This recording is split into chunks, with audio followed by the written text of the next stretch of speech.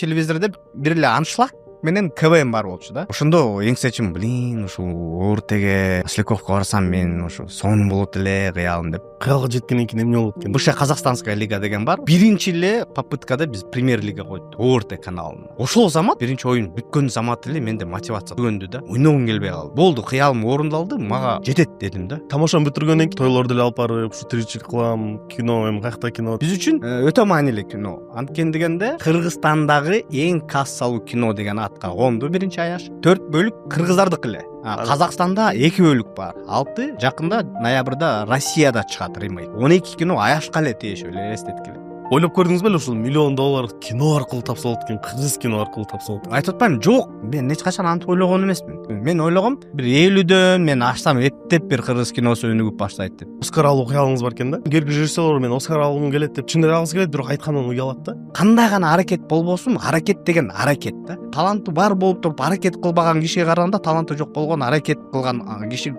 жогору турат да. Мен негизи дайыма айтып жүрөм да, эгерде бир жактан сен лидер биринчи болбосоң, мен алектенбей эле койчу депчи. Же лидер болосуң, же биринчи болосуң, же жөн эле кой депчи.